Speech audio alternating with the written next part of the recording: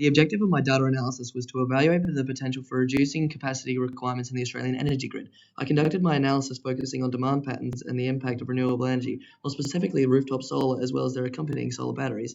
My hypothesis was that the need for maximum grid capacity could be reduced by 10% by simply redistributing the demand of less than 10 hours per year.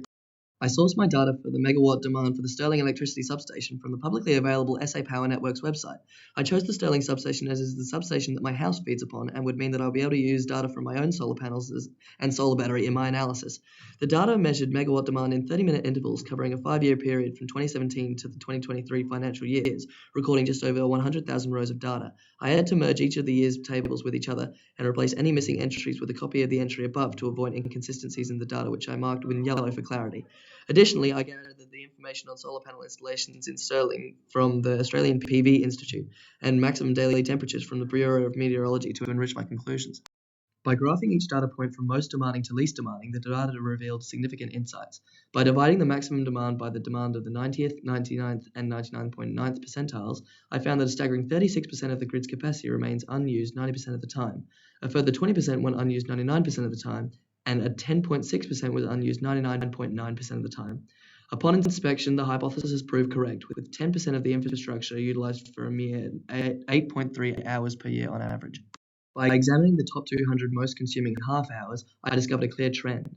These peak consumption hours predominantly occurred during the colder months, with the exception of the 24th of January 2019, which contributed to 8 points of data. This also stood out as a particularly hot day with a temperature of 41 degrees. Historically, the energy-intensive process of air conditioning has led to the peak hours of the year all falling within the summer months. However, the adoption of solar panels, especially with the addition of solar batteries, have had a notable impact on energy demand patterns. I observed a gradual decline in the demand during the hotter months over a 5-year period, attributed to the increased solar panel installations. Not only did the demand decrease, the immense installations of solar mean that now the summer months are frequently home to periods of negative demand, in which it becomes profitable to use electricity.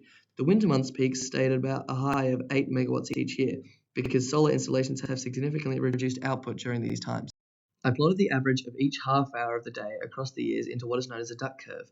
Electricity market operators give it this name as the shape that makes the electricity demand curve generally have a peak at dawn when everyone wakes up and turns on appliances, before a dip during the day whilst most people work, and a major peak at dusk when people arrive home and start cooking. These peaks and troughs depict a rough image of a tail, back, and head of a duck respectively. The maximums of the data sit at the head of the duck extremely consistently, with only one day in the top 200 half hours producing demand outside of evening times. This was July 22nd, 2021, which was the day that the Premier announced a COVID circuit breaker lockdown, and as people stayed home, they consistently produced 8.4 megawatts of demand in the middle of the day.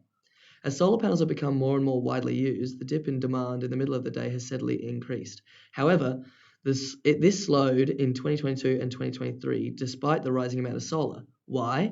Well, not only did 2023 receive less sun, as shown by the data I collected from my home solar panels, but it actually is due to the fact that as solar batteries have become more frequent, it is becoming easier and easier to redistribute consumption.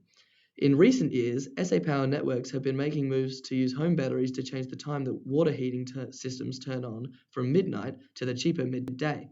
As can be seen on the graph, even though the demand in the middle of the day has seemed to stop falling, the demand in the middle of the night has started falling rapidly. Looking ahead, there are promising opportunities for further optimization. By encouraging consumers to install batteries, we can flatten the duck curve and reduce crucial peak demand hours. This could ultimately diminish the need for infrastructure upgrades, enhancing grid efficiency. The rapid adoption of electric cars is helping in that regard. Electric cars have many times the capacity of home batteries, and many have vehicle-to-grid exchange capabilities. However, progress in both the electricity market structure as well as the vehicle-to-grid technology need to improve before this can become a usable solution to demand volatility. For instance, car batteries would only be usable while the car is at home, and any cars involved in commute would be coming home at similar times, increasing their demand to even higher levels.